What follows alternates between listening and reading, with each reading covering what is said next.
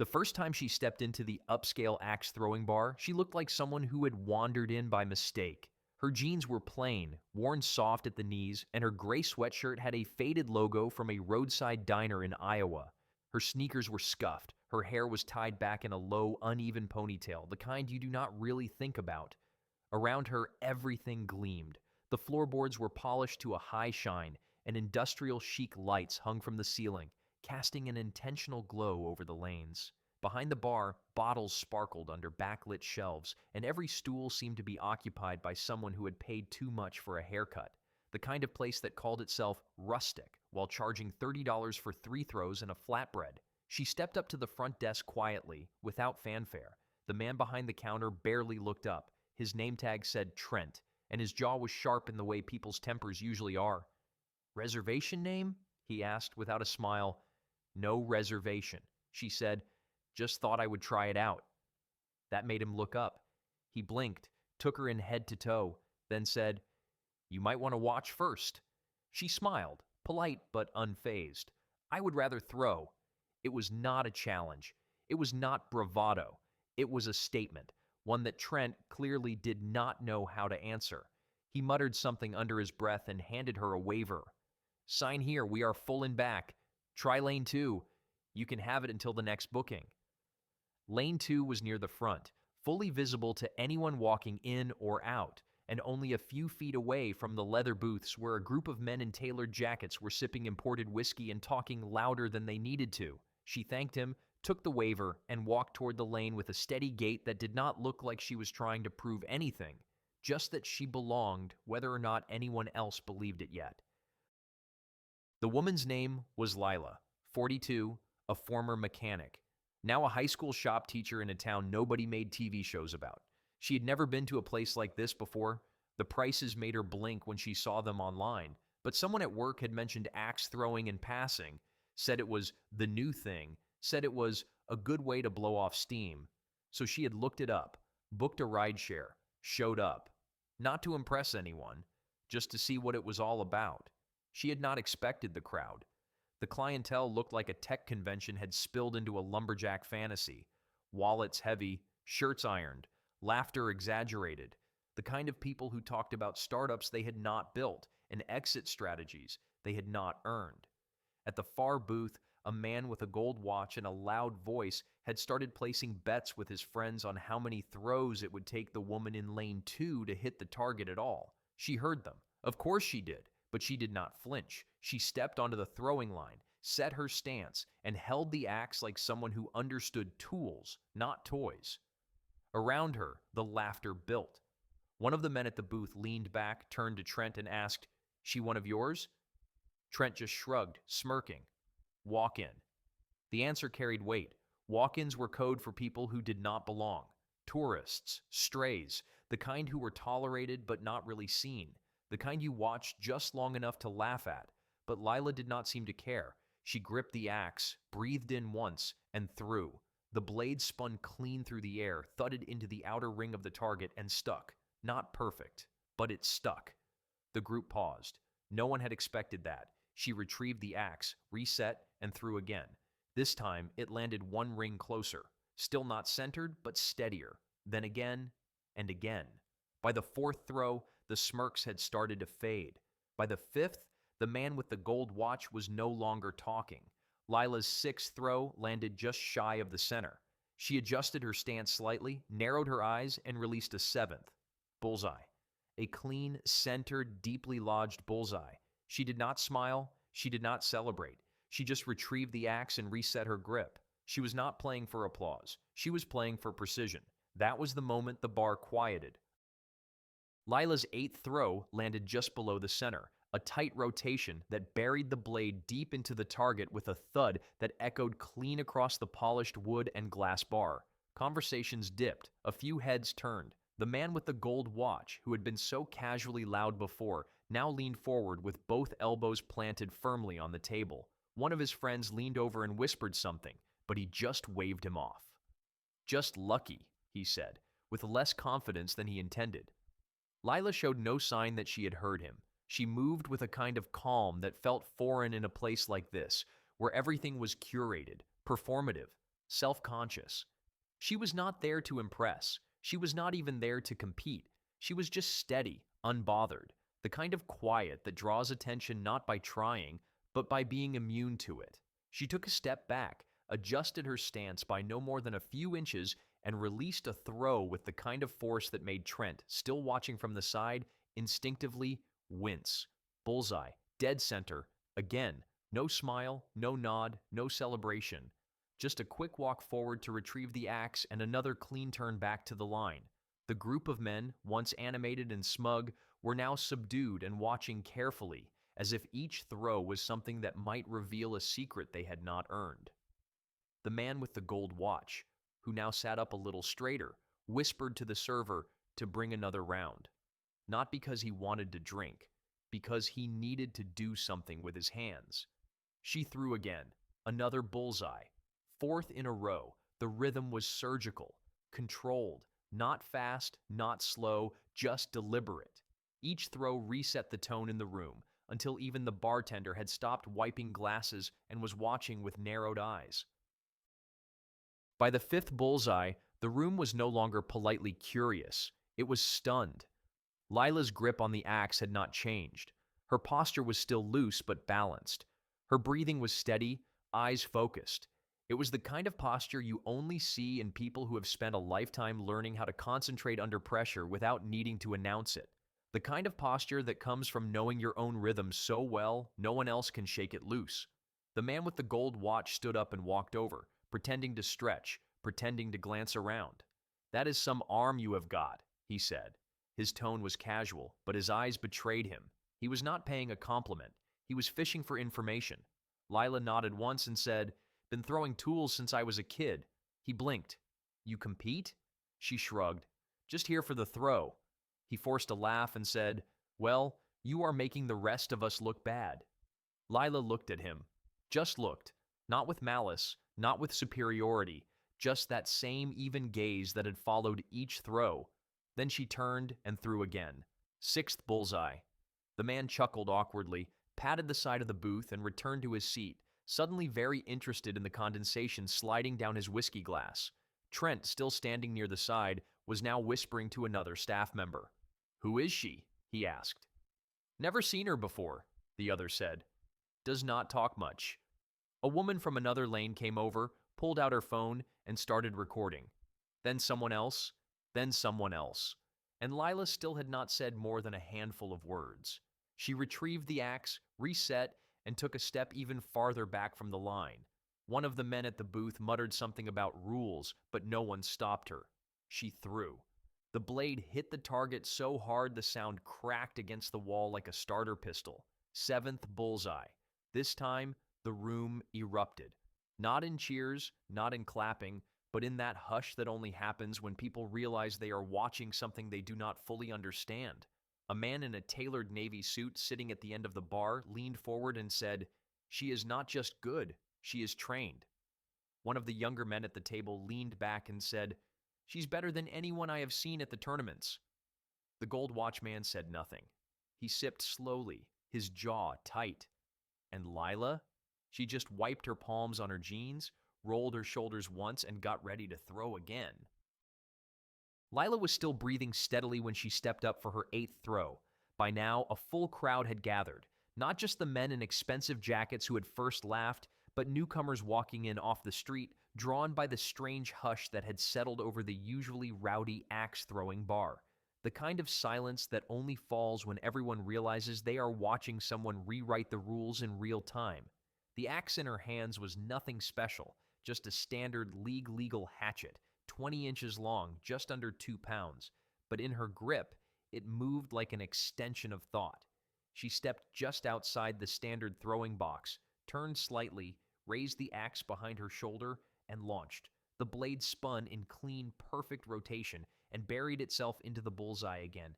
8 in a row, no drift, no hesitation, just precision.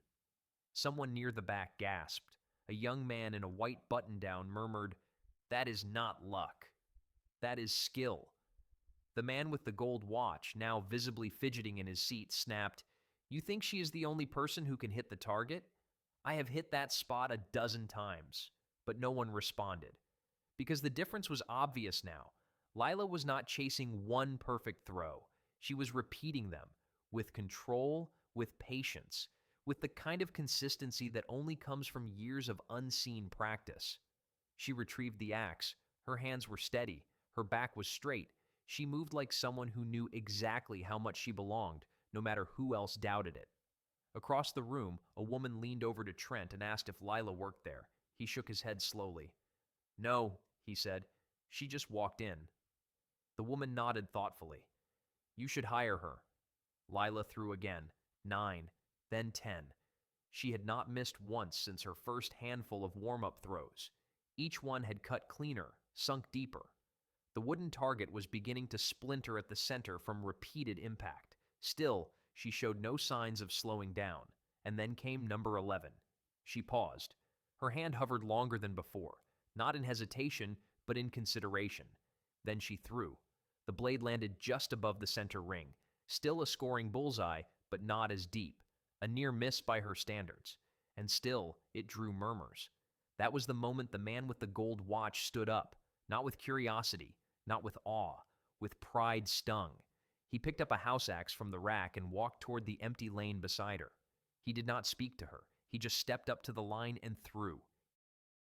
It hit. Barely. The blade landed at a crooked angle, biting into the outer ring, almost bouncing out. He grinned too wide and turned toward his friends. "Bullseye," he said. Someone clapped politely.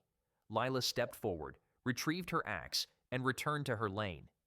Her 12th throw sank straight into the dead center again. No tilt, no bend, just exact. The man with the gold watch threw again. It hit the board, but off to the left, in the third ring. He made a show of adjusting his shoulders, turning his hat backward, laughing it off like a warm-up round. Lila continued. Number 13. Another bullseye. Someone at the bar said softly, "She is not just better. She is miles ahead." The man's third throw missed entirely, struck the edge and dropped to the ground. His mouth tightened. He looked at Lila now, not like an observer, but like a rival. But she never looked back, never even acknowledged him. Because to her, it was not a contest. It never had been. She was not there to beat anyone. She was there to be herself, fully, quietly. And that was what made it sting so much more. Her 14th throw, made from a half step back, hit the exact same groove where several other blades had landed before. The center was now carved slightly inward, like the wood had learned to give way to her judgment. One of the tournament organizers from across the city, who had arrived after hearing what was happening via text message, stepped forward and asked for her name. "Lila," she said simply. "Do you coach?" he asked. She shook her head. "Teach shop. High school." He nodded, but there was something almost reverent in the way he stepped back, like he had just stumbled across someone whose name would one day be spoken differently. The man with the gold watch threw a 4th time. It bounced off the board entirely and hit the floor with a flat smack. He turned, tried to laugh again, but it came out brittle. "Beginner's luck," he muttered. Lila's 15th throw struck deep, not just in the center, but in the exact same groove as the one before. The axe blades now made a small split down the target's middle. She was breaking the wood, not with force, but with focus, with calm, with truth. The silence in the bar was no longer stunned. It was reverent, like everyone knew they were not watching a novelty anymore. They were watching a masterclass, and it had come from the person least expected, the person they had laughed at, the person they had dismissed, the person who had never once raised her voice, but who now had every eye in the room locked on her hands, her stance, her rhythm. Because some people command a room without needing to speak. They just show up, do the work, and let the result carry the story. And Lila, she had already rewritten every line of it. As the buzz around the room continued to build, more than just bar patrons had begun paying attention. Someone had started streaming the throws on a social media platform, and within minutes, views began climbing. A small notification pinged on Trent's phone. He looked down, blinked, then turned to the bartender. "We are trending," he said, his voice half amused, half in disbelief. But none of that reached Lila. She was not watching cameras. She was not listening to whispers. She was focused entirely on the wood in front of her and the weight in her palm. Her 16th throw was quieter than the rest.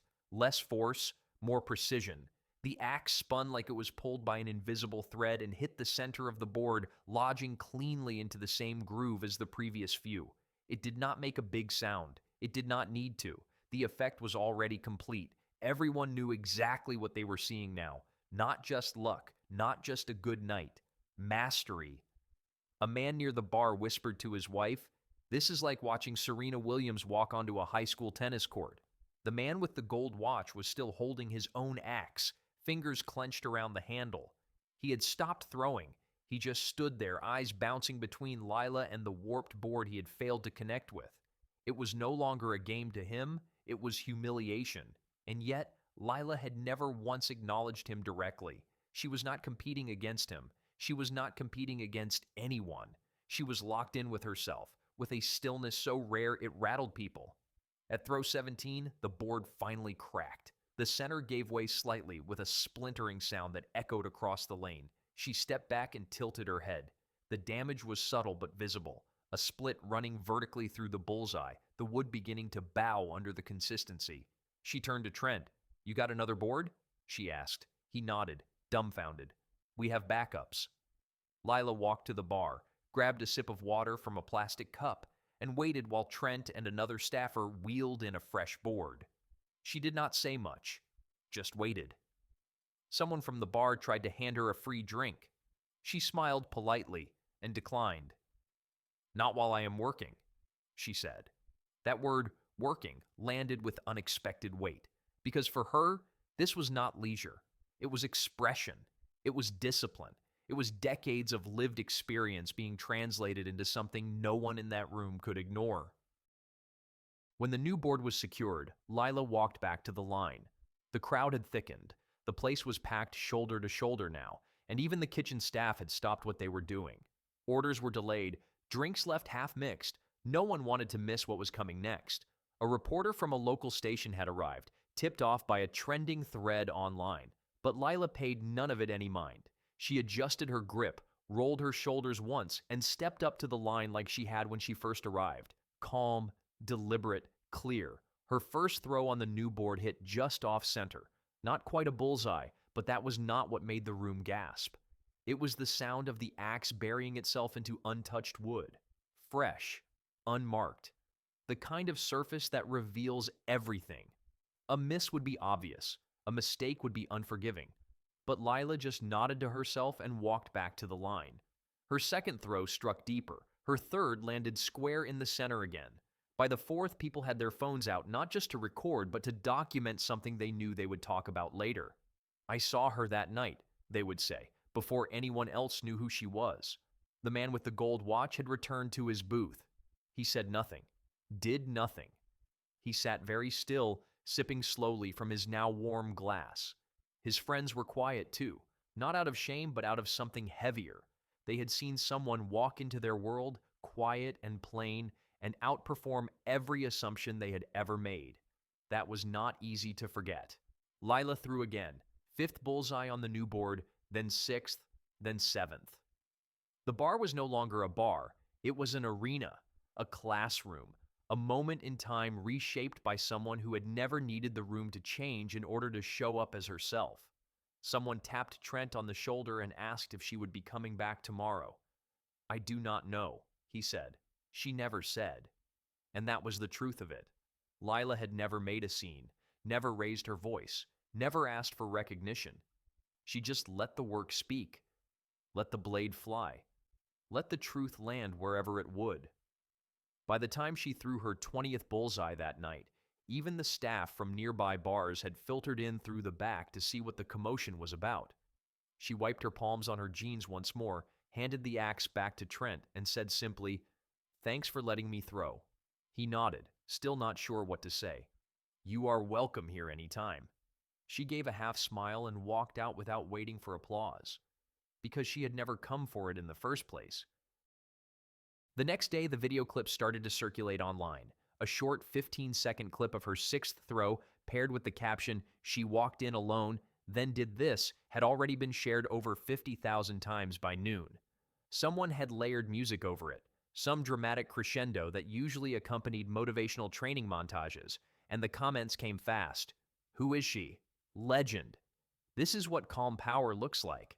Lila did not even know it was trending until one of her students pulled her aside before second period and said, "Miss, you are famous." She blinked. What? The student turned their phone around and showed her the video. There she was, mid-throw, framed by the target, the blade slicing through the air. Lila just laughed, shook her head, and walked to class. Her hands still had that slight ache in the fingers from gripping the axe too long, the kind of soreness that made her feel like herself. That night, her inbox had 3 invitations to regional qualifiers, 2 requests for interviews, and 1 inquiry from a streaming sports channel. She did not respond to any of them immediately, not because she was overwhelmed, but because she wanted to give herself time to ask the question that most people skip when the spotlight turns on: do I actually want this?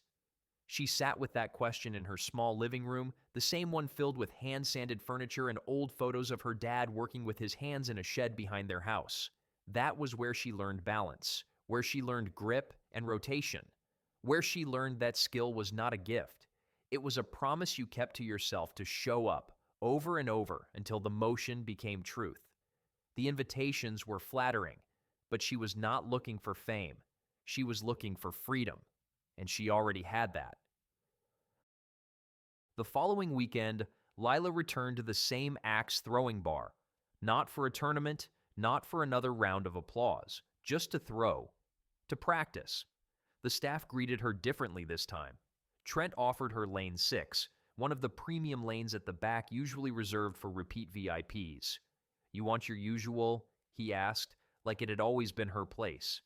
She nodded, set her bag down, and began her warm-ups. This time, there was no crowd, no eyes, just the sound of breath and weight and wood. She threw with the same patience, the same rhythm, the same humility, because repetition was where she found her power, not the moment of impact, but the practice behind it. Partway through her set, a father walked in with his teenage daughter. She looked maybe 15, maybe 16. She wore a hoodie 2 sizes too big and kept looking at the floor. They were assigned the lane next to hers. The father was trying, asking her to throw, to just try it. But she shook her head, said she could not. Lila watched this quietly, then turned, stepped toward them, and asked gently, "Want a tip?" The girl looked up, surprised. "I cannot hit it," she said. Lila smiled. "You do not need to. Just throw it straight." She handed over her own axe. "Balance is all." The girl gripped the handle awkwardly. Lila nodded. "Bend your knees slightly. Let it move through you, not from you." The girl threw. It missed, clanged off the side. She stepped back, embarrassed. Lila didn't flinch. "Again," she said. The second throw stuck in the outer ring. The third inched closer. The fourth landed, not dead center, but enough to echo. The girl turned, eyes wide. Her father clapped. Lila just nodded. "Told you, all balance." They did not know who she was. They had not seen the video. But in that moment, it did not matter. Because the skill she had honed in silence was now a bridge, a gift she could pass on without needing credit. And that, more than headlines or highlights, was the part that stayed with her. Because legacy is not built in applause. It is built in what you leave behind when you step out of the frame. Over the next few weeks, Lila returned to the bar 2 more times. She came in the same quiet way each time. No fanfare, no entourage, just her tote bag, her old sneakers, and that slight nod she gave Trent when she walked through the door. Each visit she threw with the same controlled rhythm, never drawing attention to herself, though attention now seemed to follow her wherever she went. Some patrons recognized her instantly. A few had seen the viral clip, others had heard whispers from the night she had gone 20 for 20 on a board that no one else could even split. One evening, a man in a pressed button-down shirt asked to take a photo. She obliged. Another time, someone brought their daughter over just to shake her hand. "You made her feel like she belonged," the mother said. "Thank you for that." Lila responded only with a smile. That had never been the point, but it was starting to become one of the outcomes. What mattered to her more than the recognition was the shift she saw happening around her. The bar, once lined with men trading sarcastic bets and loud half-truths, now made space for the kind of people who used to be talked over. You could see it in how the staff gave more attention to first-timers. You could hear it in how the coaches explained things slower. You could feel it in the way nobody laughed when a nervous teenager missed the target entirely on their first 3 throws. Lila did not need the credit for that. She could just feel it. Change does not always show up with noise. Sometimes it arrives in silence and spreads in how people treat one another after you leave the room. Then one night, something unexpected happened. A private party was scheduled in the back, a corporate event, reserved lanes, catered bites, branded merchandise, a startup whose valuation had made headlines a few months back. They came in polished, confident, familiar with the rhythm of ordering before they even looked at a menu. They laughed easily, took photos with their company logo held high, and exchanged congratulatory pats on the back like they were already living inside the magazine feature about their own success. Lila had just finished her 4th set and was wiping down her axe when the organizer, a young woman with a sleek ponytail and clipboard, approached her.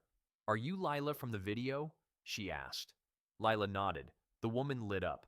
"Some of the execs would love to meet you. They are huge fans. Would you mind?" Lila blinked. She had never been asked to entertain, only to demonstrate. But she agreed, gently placing the axe down and walking toward the reserved area. The group straightened as she approached. The gold watch was there again. Different man, same type. He extended his hand like he was about to present an award. "It is an honor," he said. "We were actually just discussing your throws from that night." She shook his hand, lightly, no fanfare. "Nice of you to say." He motioned toward the lanes. "Would you show us? Give us a taste of that magic?" The group chuckled. Phones were already raised. One guy opened his camera app without even looking up.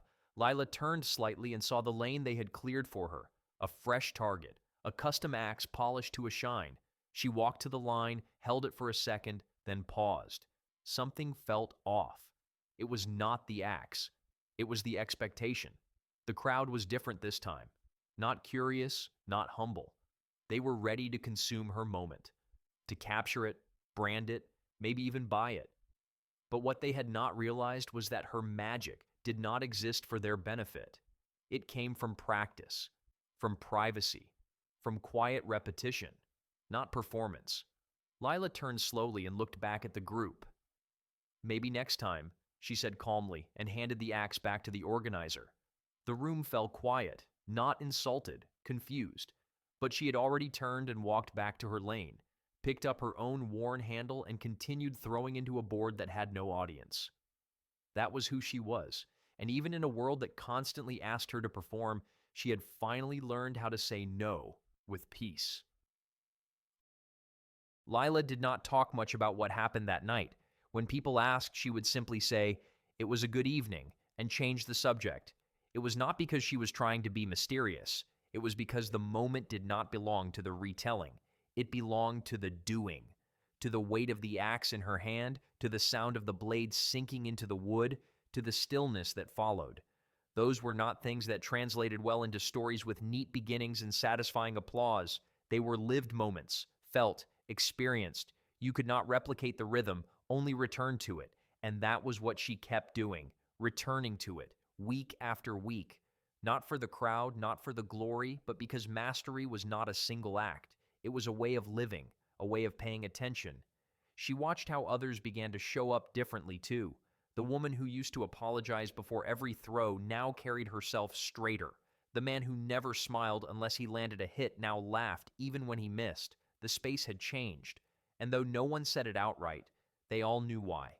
One evening, a small wooden plaque appeared near the front counter. It read, "Lane 2. Lila's Lane." She did not ask for it. She did not expect it. But when she saw it, she simply nodded once and said, "Thank you," because that was all it needed to be. The tournaments kept calling. The emails came with larger numbers, bigger promises, sponsorships, travel stipends.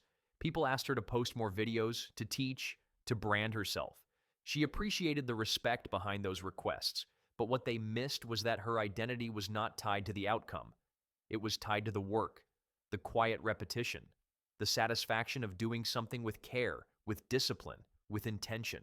She finally agreed to one exhibition, not because she wanted the attention, but because the organizer had been there that first night and had asked her in a way that felt like respect, not marketing. She went, threw, and left. No interview, no speech, just the throws. 12 in a row straight through the center, then she bowed lightly and stepped aside. It was enough. It always had been. Her students began to notice the shift in her too. She taught shop class like it was sacred. Not just hammers and saws, but posture, respect, rhythm. They started calling her Miss Bullseye behind her back, and eventually one brave senior said it out loud in class. She laughed. Not because it was wrong, but because it was ridiculous in the best way. "You think it is easy?" she asked, holding up a small throwing hatchet they had used for balance drills. "Try it." One by one they tried. Most missed. Some landed, but all of them walked away knowing something they had not known before. Not just about axe throwing, but about what it meant to try something hard again and again with no promise of applause. At the end of the year, they held a small ceremony for her, a student-made plaque carved from maple with her initials and a target etched behind them. "To the teacher who showed us what quiet strength looks like." She hung it above her desk and said nothing about it to anyone, but every morning she tapped it lightly before starting her lesson plan. It reminded her that the things worth doing often leave echoes far louder than the noise they make in the moment. And then one night, many months later, she returned to the bar and saw someone she never expected. The man with the gold watch. A different watch this time, but the same polished shoes. Same stiffness in his posture. But something in his face had changed. He was not smiling. He was standing in the corner watching others throw, his hands folded in front of him. When he saw her, he gave a small nod. Not mockery, not arrogance, just recognition. He walked over slowly. "I did not think I would see you here again," he said. She looked up. "Why is that?" He shrugged. "People like you usually go bigger. Sponsors, media. You could have gone all the way." She turned back to her lane and picked up her axe. "I already did." He blinked. She threw. Bullseye. Without a word, she retrieved it and threw again. Another bullseye. He stepped back, watching in silence now, because even he could see it. The confidence was not in the power. It was in the patience. It was in the fact that she did not need to prove anything anymore. She already had. He sat in the corner until she finished, then stood and walked over again. "I was wrong," he said simply, "about everything." She did not soften, but she nodded. "Takes time to see clearly." He extended his hand. "Thanks for the lesson." She took it, shook once, and turned to pack her bag, because some victories do not need parades. They just need witnesses. That night, she walked home instead of calling a car. The air was cold, the stars were quiet, and for once, she let herself feel what she rarely paused to name: pride. Not in the throws, not in the praise, but in the way she had chosen herself when others had laughed, in the way she had stayed grounded when they tried to raise her on a pedestal, in the way she had kept her center, like the axe that always found its mark, no matter who watched. She passed the hardware store on the corner and stopped for a moment, glancing at the display in the window. Axes, ropes, work gloves, things she used to pick up with her father on Saturdays when he was still around. He used to say that tools were just questions waiting to be answered, that you could tell who someone was by how they held weight in their hands. She had not thought about that in years, not until now. She leaned closer, studying the grip on the new handles, the smooth varnish that would need breaking in. Her old axe, the one she had used that night, still hung above her small fireplace at home, not as a trophy, as a reminder of where she had started, of what it had taken to learn the motion. She could still hear her father's voice in the back of her mind. "It's not about power, it's about direction." She nodded to herself, smiled softly, and continued walking.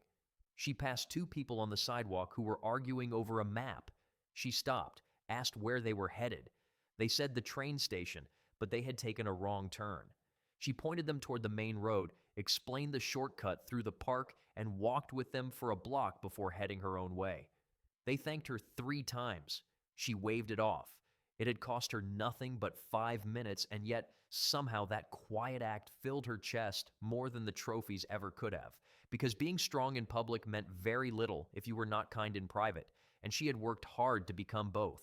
When she reached her apartment building, the night air clung to her coat, but she did not rush. She paused at the entryway, tilted her head up toward the dark sky.